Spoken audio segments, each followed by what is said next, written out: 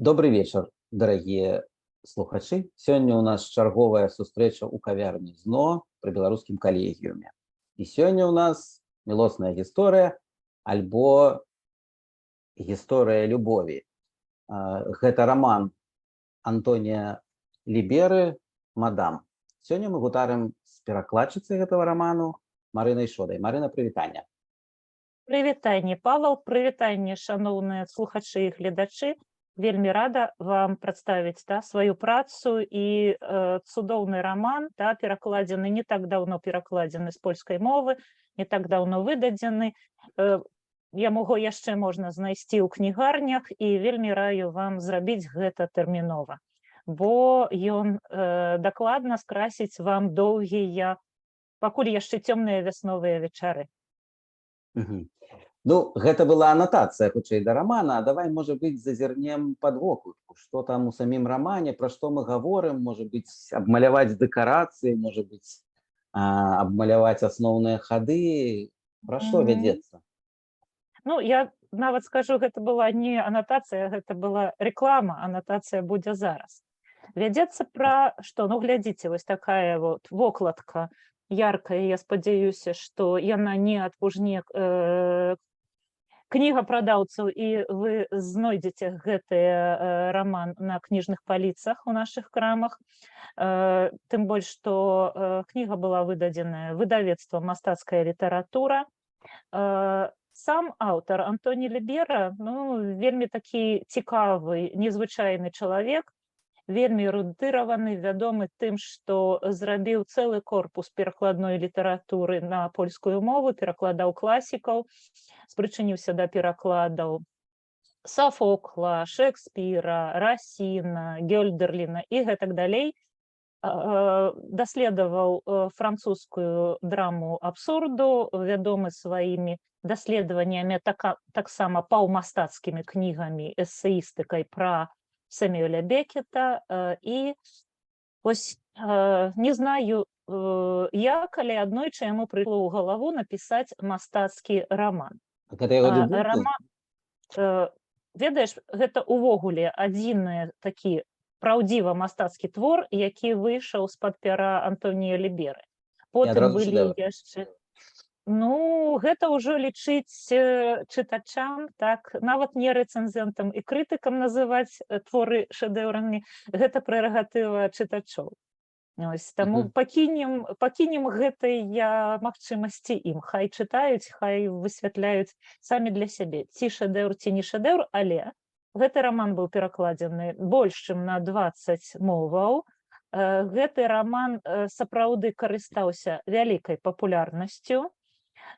І гэта сапраўды цікавы раман. Я вот баюся, што калі я пачну расказваць змест гэтага раману, то пачну спойлерыць. Але хутчэй, можа быць, дэкарацыі, што атачае гэты раман, пра што вядзецца вакол гаворка, нічым пра саму гісторыю. Ну, саму гісторыю таксама трэба акрэсліць, а то ж мы выстраім дэкарацыі, а што ў нас у гэтых дэкарацыях, хто будзе дзейнічаць, невядома. Давайте так, адразу, калі раптам адкрыеце гэты раман, не атаясамляйце аўтара і галоўнага героя, хаця вельмі вялікая спакуса будзе гэта зрабіць, таму што галоўны герой малады чалавек, апошні клас польскай школы, ліцэю. Перад ім адкрываюцца новыя дарогі, хаця якія могуць адкрывацца новыя дарогі ў Польшчы 60-х гадоў, менавіта тады адбываюцца падзеі гэтага раману. Ну, тым не менш, у цэнтры ўвагі у нас малады чалавек, вельмі такі, ну, як бы мы сказалі, у мае часы зазнайка, з прэтэнзіямі, добра вучыцца, добра разбіраецца ў літаратуры, музыцы, жывапісе, увогуле, як на свае 16-17 гадоў, ну, страшэнны эрудыт. І гэта, как бы, праходзіць праз увесь раман. малады чалавек, то бок раман ад першай асобы, што таксама как бы спакушае нас атаясамляць аўтара і ягонага героя, так, малады чалавек вельмі добра разбіраецца ў літаратуры, а тым больш у французскай літаратуры, і гэта дадатковы такі штрышок у тым самым атаясамленні аўтара і героя. Ось. Ну, але ад першай асобы вядзецца как бы аповед гэтай гісторыі. Таму, да, аповед суб'ектыўны.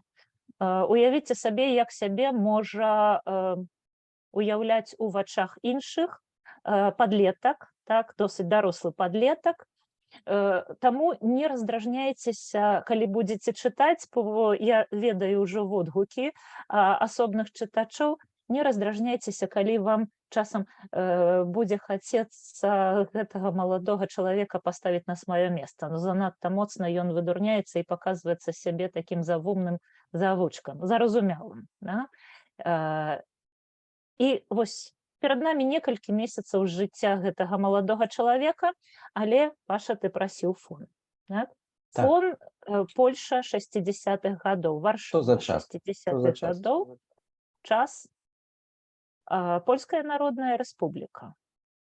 Час гэта шэрасць, гэта сацыялізм, гэта ну, што ў нас там было у савецкія часы. Наколькі гэта адкрытае грамадства? Ну, гэта тут параўноўваць Польшу з тымі тэрыторыямі, дзе жылі мы з табой, так, і нашыя слухачы ў гэтыя часы таксама не выпадае. Бо для нас, так, для жыхароў Савецкага Саюза, Польша, хоць і была прымаўка Польша не за граніца, але выехаць в Польшу лічылася страшэнным шчасцем. І гэта была сапраўды за граніца, гэта былі іншыя будынкі, іншыя людзі, іншыя магчымасці, і прыблізна такі ж настрой быў у герояў гэтага раману.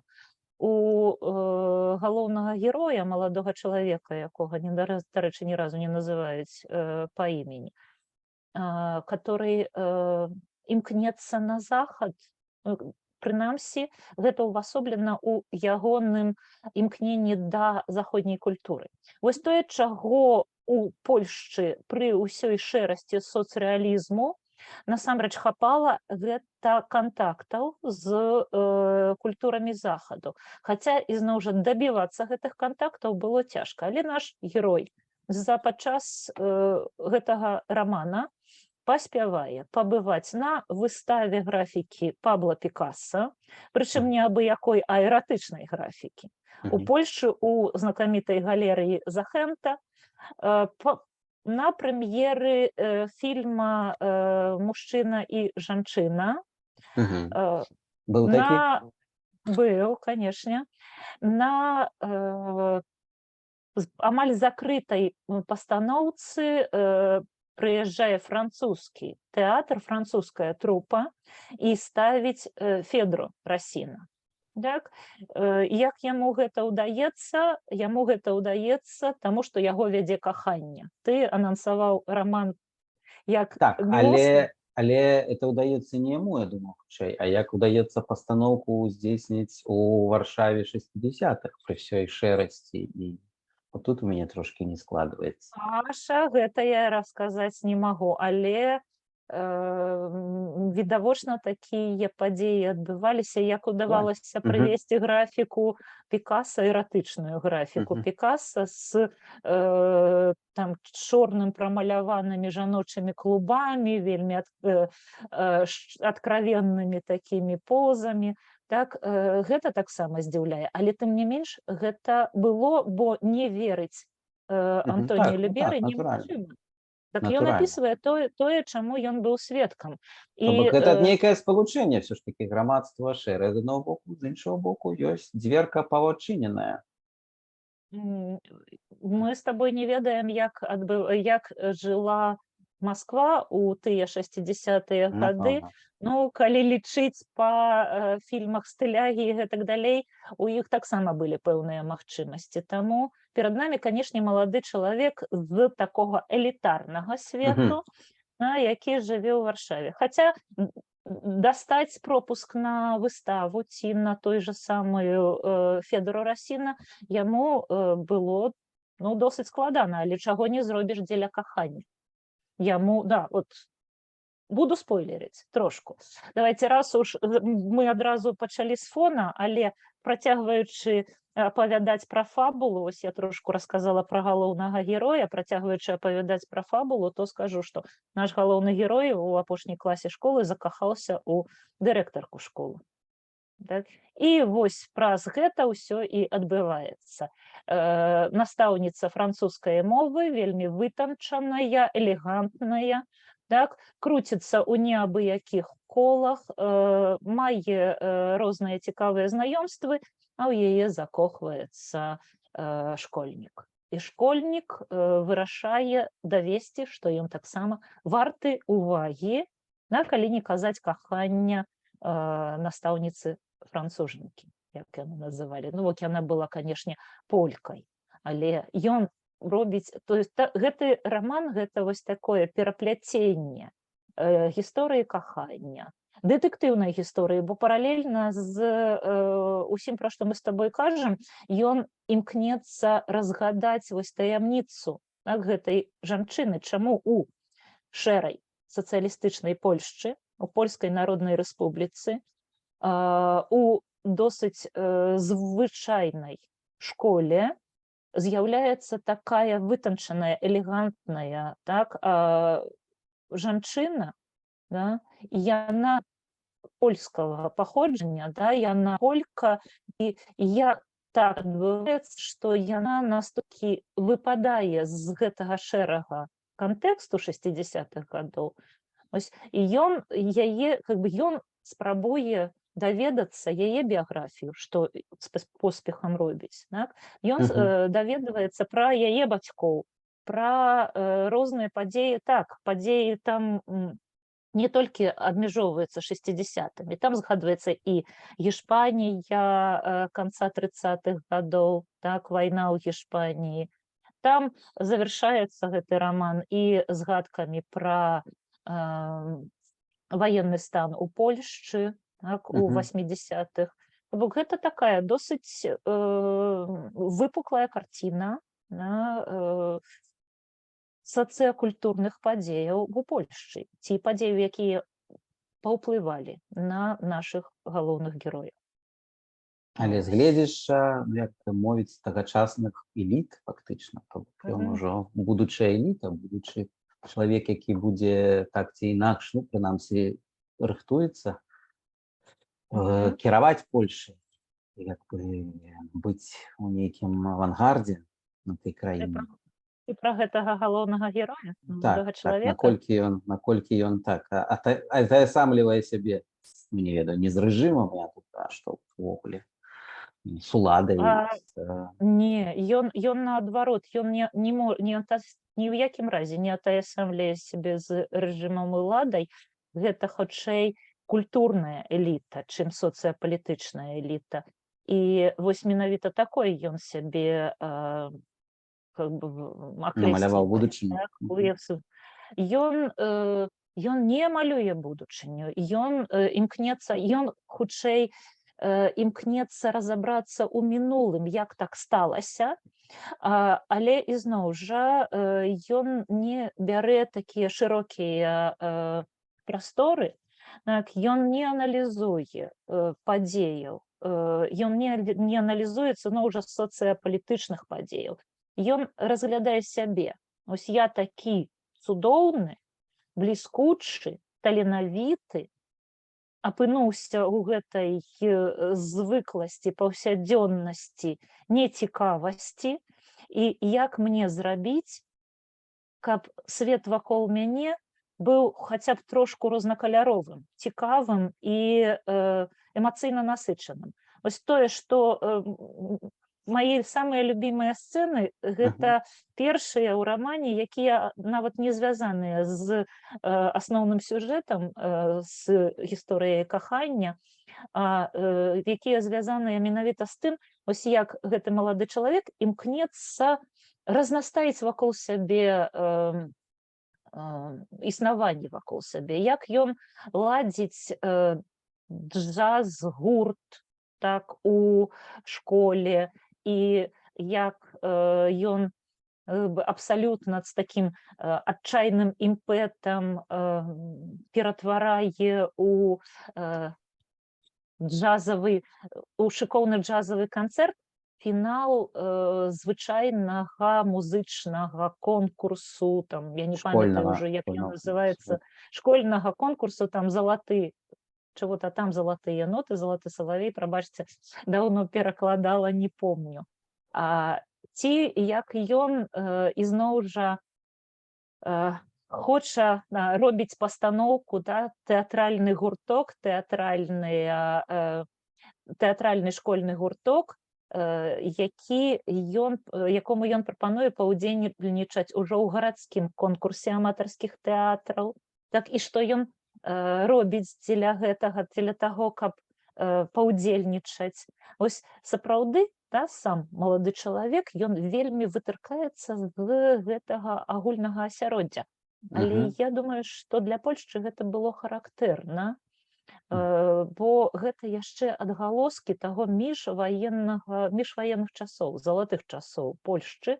І ён сам, гэты малады чалавек, не адзін раз звяртаецца да тых залатых часоў. Канешне, кажучы, што у кожнага пакалення былі свае залатыя часы, і у ягоных папярэднікаў, маладосць якіх прыпала на міжваеннае 20-годдзе, залатымі часамі лічылася мінушчына іншага стагоддзя.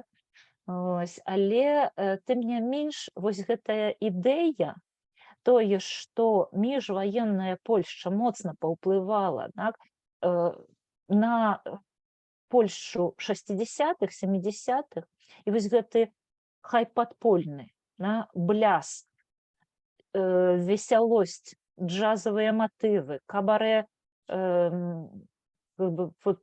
настрой кабарэ, тое, што пранізвае польскую культуру, яно нікуды не падзелася, яно толькі сышло у такое падполле.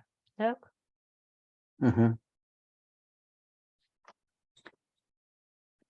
Алло. Так, ты мяне не чуеш? Чую. Хацеў бы спытаць, наколькі ўсё ж такі удалося герою все-таки знайсці нейкую радасць у жыцці у гэтай беспрасвеце? Наколькі яму радасна ўвогуле? Яму радасна, бо у яго была ідэфікс. У яго з'явілася гэта ідэфікс, дзеля чаго ён засяродзіў усё сваё жыццё апошняга класу школы на гэта дабіцца ўзаемнасці, хаця б гэта была духоўная ўзаемнасць ад згаданай жанчыны, ад настаўніцы французскай мовы, бо так сталася, твоё пытанне, дарэчы, вельмі лагічна трапляе ў кантэкст рамана, бо першыя вось гэтыя імкненні, пра якія я расказвала, якія былі сапраўды вельмі весёлымі, вельмі аптымістычнымі, вельмі яркімі, так, удзел у джазавым гурце і ў тэатральным конкурсе, яны завяршаліся, на жаль, досыць сумна.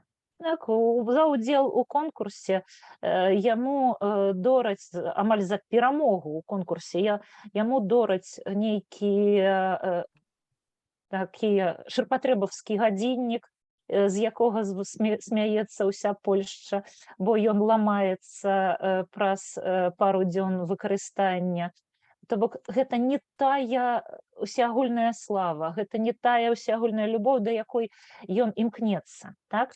І Мгм. калі ўжо не ўсеагульная, то хаця б любоў і павага ад лепшай жанчыны свету, якую ён бачыць так у сваім яшчэ нядоўгім жыцці. Ну і таму вось гэта ягонае, гэта тое, што яго падштурхоўвае да дзеяння.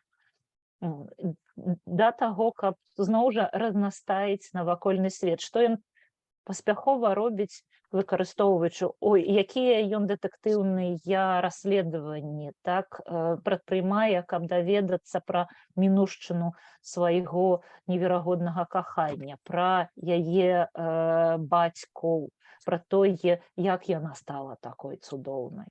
Ось, усё Мгм. гэта яшчэ і перасыпаецца, і зноў жа, калі вяртацца ад галоўнага героя да аўтара, аўтар ладзіць фактычна мазаіку са сваіх ведаў, перасыпае гэты раман цытатамі, спасылкамі, адсылкамі да літаратурных твораў, прычым твораў абсалютна розных эпох, то бок ён паказвае і свае веды, так?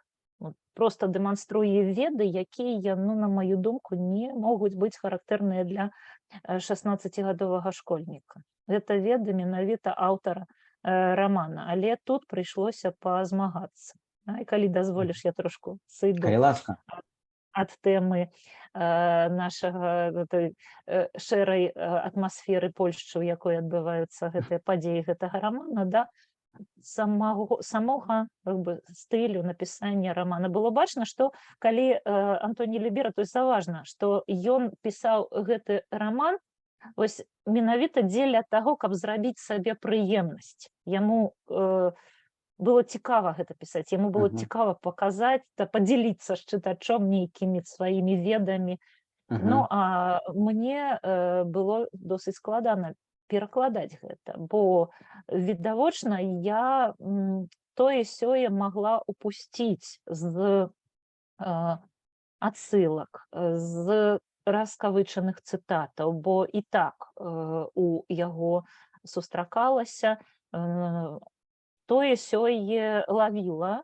Напрыклад, абсалютна нечакана злавіла цытату з Маяковскага, абсалютна не закавычаную, не пазначаную, але дзякуй аўтару, пераважна, больш часцей за ўсё, ён усё-таки пазначаў, што вось гэта я цытую Расіна, гэта я цытую Гёльдерліна, гэта я цытую, гэта я ўвогуле буру Шекспіра цытую, а тут я яе трошки трансфармую. Ну і было досыць цяжка, бо, як ты ведаеш, корпус перакладных тэкстаў у нас дагэтуль з вялікімі лакунамі, так скажем. Да, невялікі. Таму тую ж буру Шекспіра, на шчасце, была знайшоўшы у архівах Купалоўскага тэатру, у перакладзе Владзіміра Някляева,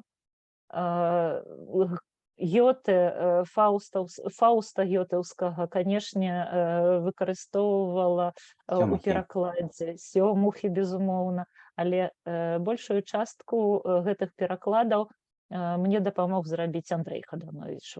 Гэта была вельмі цікавая супраца, таму што Андрэй, мне трэба некалькі десятак радкоў з Расіна Федры. І ён, безумоўна, пачынаў перакладаць больш за гэтыя 10 радкоў. Не, ён не ішоў далей, бо было вельмі шмат, што трэба было перакласці. Трэба было зрабіць палову оды Гёльдерліна, трэба было перакласці Расіна, штосьці яшчэ, карацей, трэба было, але вось гэтая праблема, праблема, якая тычыцца літаратуры, якая абапіраецца на літаратуру папярэдніка, на літаратуры на папярэдніка, гэта тое, што Вот цяпер існуюць некалькі цытат, як гузікі, да якіх трэба прышываць паліто. Мгм. Цяпер М. ёсць цытаты асобных твораў, да якіх трэба зрабіць, каб па-беларуску існаваў цэлы твор. І не факт, што гэта будзе рабіць Андрэй Хаданович, але я спадзяюся, што гэты раман, да, існаванне гэтага раману мадам Антонія Ліберы па-беларуску акурат паспрыяе, так, падштурхне перакладчыкаў ізноў да стварэння таго канону перакладной беларускай літаратуры, якога нам так не хапае і пра які мы гаворым ужо не адзін год. Ну, вельмі цікава, што гісторыя перакладу пераплятаецца з канвой самого раману, в сэнсе, што гэты раман, якая абапіраецца на веды, на тэксты папярэднікаў. Польша это, конечно, натуральна больш папярэднікаў праходзіла праз прызму польскага перакладу і гэтак далей. Дык вось в гэтай сувязі хочу спытаць пра саму мадам. Все ж таки школьнік даследуе мінулае, але сам ён да яго не належыць. А мадам такая таямнічая асоба, такая, можа быць, нават не зусім нейкая, нават чалавечая в чымсьці асоба, потому что она такая працэдэнтная крыху, як я разумею. Она з нейкага мінулага невядомага. Што пра яе можна сказаць? Як што? Што можна сказаць пра саму мадам, як увасабленне гэтых ведаў пра ўспамін пра шчаслівую міжваенную Польшу з культурнага гледзяшча, то можна сказаць пра мадам. Тут я, значит, вось я была, прабач, збіралася цябе перабіць, але тут трэба сказаць, што яна, не тое, каб яна належала да мінулага, бо розніца паміж маладым чалавекам і ёю гэта каля там 1,5 дзесяткаў гадоў, яна хутчэй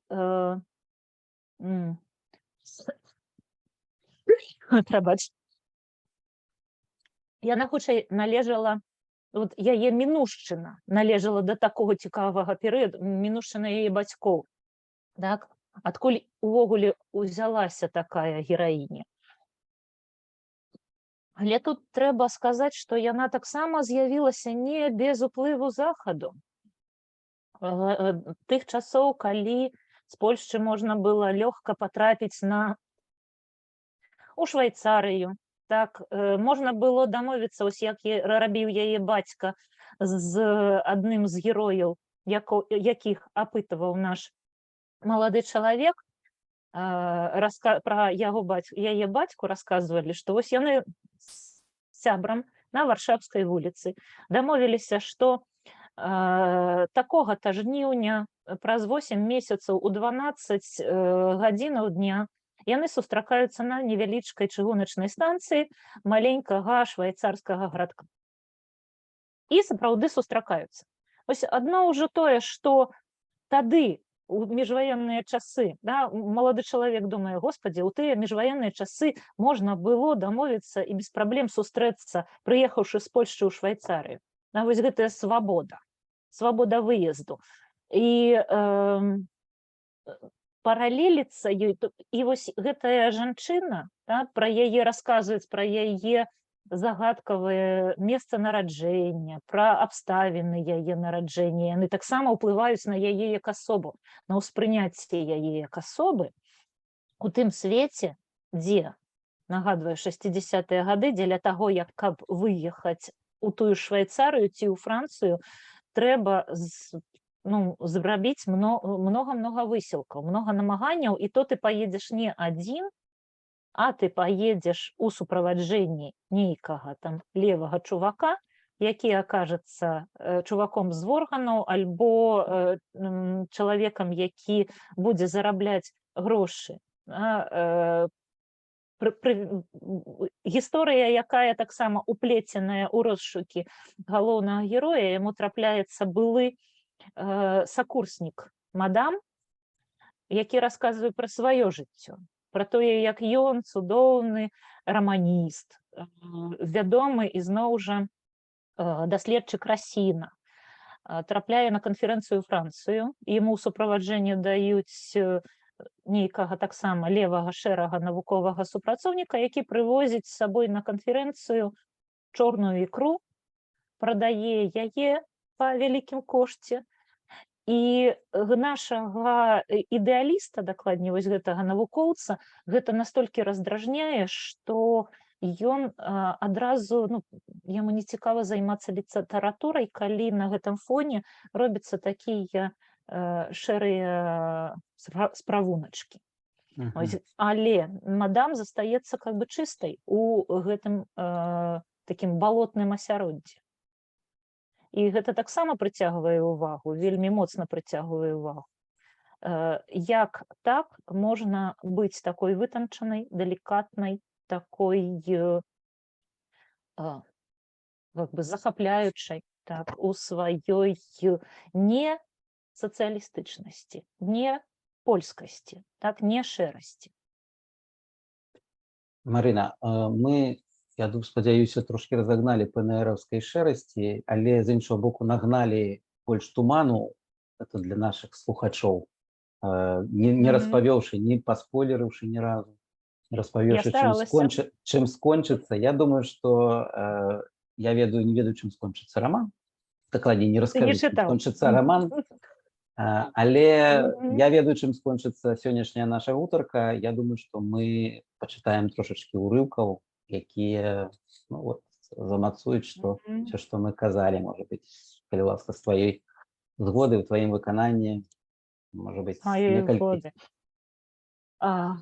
Окей, на колькі часу я магу пачытаць, а то ж я захаплюся і буду чытаць без конца. Давай пачнем, а там ужо вырашым. Окей, тады вось сапраўды моя любімая сцэна на самы пачатак гэтага рамана, калі той самы нудны школьны музычны фестываль. «Залаты салавей» ён называецца. І фінал фестывалю, школьнікі разбіраюць абсталяванне, то есть актавая заля, школьнікі разбіраюць абсталяванне, фестываль скончыўся, і у апошні дзень фестывалю бальшыня вучняў дэманстравала прыкметы глыбокай дэпрэсіі і атупення. Заўсёдны ўцік з боку ашалелага еўнуха, рэмарка, так называлі школьнага выкладчыка музыкі, штохвілінныя змены рашэнняў і новыя даручэнні, шматгадзіннае выццё харавых рэпетыцый, усё гэта разам пераўзыходзіла межы нашай трываласці. Урэшце прабіла святая гадзіна вызвалення. Адгрымелі апошнія гукі нейкай пафаснай песні, якую выканалі залатыя лаўрэаты леташняга салав'я. Паважанае журы велічна пакінула залю і моладзь, прадстаўленую самой сабе, бо ёй засталося толькі павыносіць крэслы і прыбраць сцэну, папросту запала ў эйфарыю. У нейкі момант, калі я мусіла апусціць вечка фартэпіяна, я не зрабіў гэта. Ані з поля пачаў рытмічна найграваць 4 сыходныя акорды мінорнага ладу. У такім простым спалучэнні яны складалі характэрны ўступ многіх джазавых стандартаў, у тым ліку і знакамітага шлягера Рэя Чарльза «Hit the Road Jack». Маё выпадковае несвядомае дзеянне выклікала зусім нечаканыя вынікі. Вучнёўскі натоўп, заняты прыбіраннем залі, маланкава падхапіў рытм мелодыі, якую я наіграў. Яны пачалі пляскаць, тупаць і выгінацца ў танцы. А потым падзеі пакаціліся снежным комам. Мае сябры па Modern Jazz Quartet нібы адчулі покліч крыві і кінуліся да інструментаў. Першым да мяне далучыўся кантрабасіст і выдрапаў са струн тыя самыя 4 ноты 8 долямі. Другім на сцэне з'явіўся бубнач. Ён імгненна скінуў з устаноўкі чахол, усеўся за яе, выканаў эфектнае антрэ на малым барабане і талерках і, засяродзіўшыся, быццам стаіўшыся і злёгку адхіліўшы галаву ў бок, пачаў падыгрываць нам адпаведны рытм на 4 чвэрці. І тады, яшчэ з каморы, дзе захоўваліся інструменты, адгукнулася труба. На пачатку некалькі разоў паўтарыла за намі гэтыя 4 завадныя ноты ўступу, пасля чаго, калі саліст урэшце выскачыў на сцэну, яго прывіталі заўзятыя выкрыкі і галёканне, раздаліся першыя такты тэмы. Прысутных ахапіў сапраўдны шал.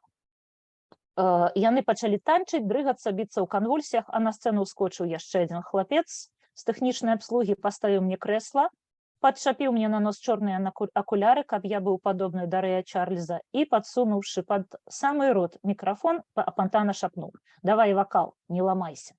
Хіба я мог не адгукнуцца на такі заклік? І я, заплюшчыўшы вочы, выдабыў сябе гук і захрыпеў у мікрафон: «Hit the road, Jack. I don't you come back no more, no more, no more, no more». А заля, усхадзіўшыся, як дасканала сыграны за мной вакальны калектыў, адразу падхапіла гэтыя словы, насычаючы іх уласным поўным рашучасці сэнсам. No more, no more, no more.